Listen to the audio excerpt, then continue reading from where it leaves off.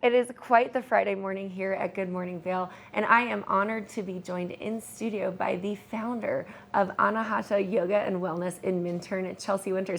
Chelsea, how are you? I'm doing great. Thanks for having me this morning. It's wonderful to have you here on a Friday morning. I think talking about yoga and wellness and all the things that you do is just a great way to roll into the weekend. Awesome. Thanks for having me. Absolutely. I'm excited. So tell me about the studio, Anahata Yoga and Wellness. How did you get started? What's your mission? So we're located right in Minturn. We're downtown.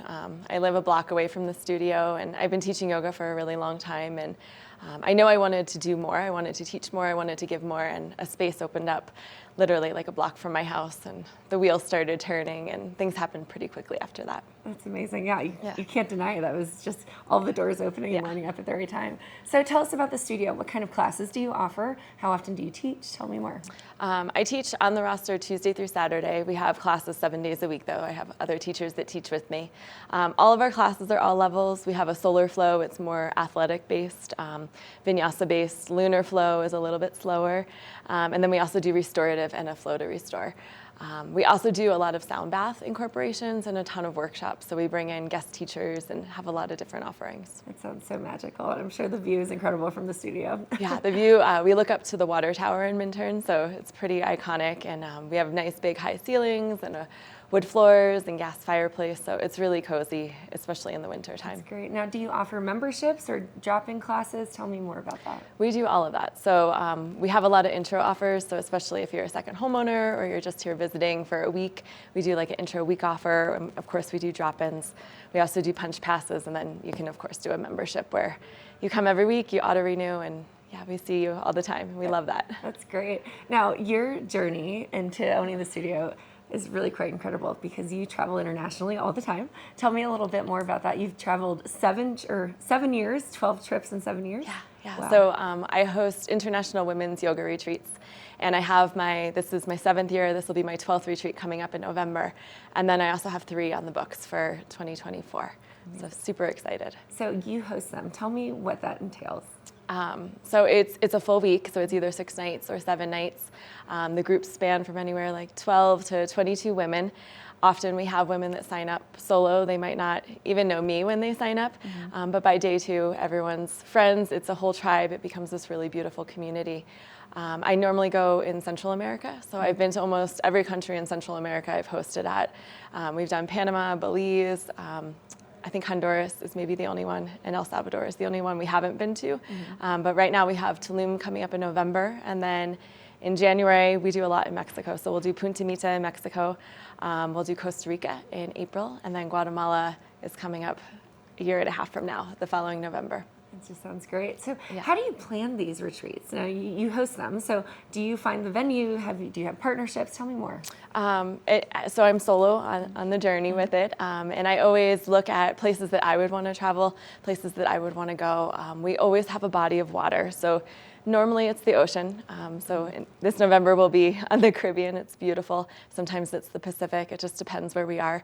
And then Guatemala is unique where we're on Lake Atitlan. So we're looking up, there's 3 volcanoes within our view. It's super magical, but that's the only one that isn't ocean, but always a body of water. We normally stay at retreat centers, so we're working with places that know what we're looking for, and they really have that mind, body, soul connection. The rooms are intentional, the yoga shallows are beautiful, have beautiful views, and the food is always super nourishing. So you just come, you relax, get whatever you need, and leave hopefully feeling really refreshed. So how did you get started in hosting these international retreats? It's such a great concept, and I love the idea of it. Thank you. My first one was in Nicaragua, which was a little bit of an adventure. I always love to travel, and I love yoga, and I was thinking, well, how can I put the 2 of these together, in an entrepreneurial way? And it was really fun, and it was an adventure, and we had a great time, and I was like, wow, we should do more of these. And some of the ladies that went on that first retreat have been on many more with me. A lot of them go on maybe 1 a year with me, some go on more than that. And it's become this really amazing way to see really beautiful places in the world. So tell me a little bit about an itinerary. So if someone was interested and they weren't quite sure, what can they expect?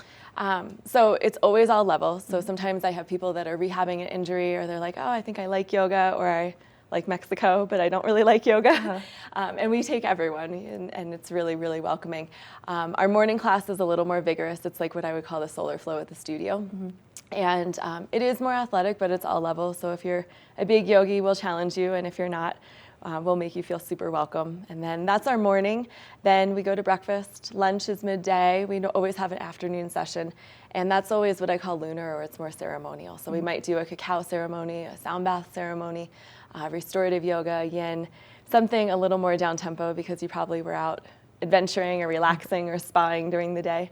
And then evening we have dinner, and then you can relax. Sometimes during the day we'll do an excursion as a group, or we'll just give you enough free time. So if you want to adventure, you can go different places every day. If you want to just chill, relax, go to the spa, journal, read a book, sit by the pool.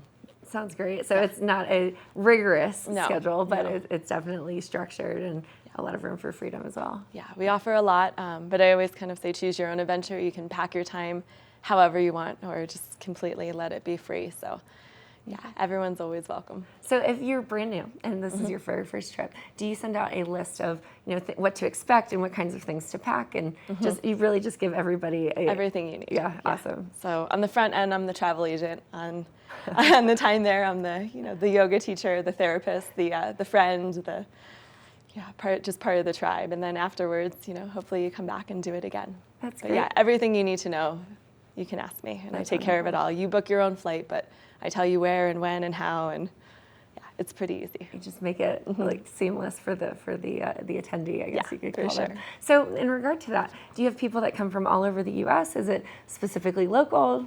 Tell me more. I think generally about 50% is Colorado-based. They might be practicing at the studio regularly, and then the other 50% every retreat is from all over.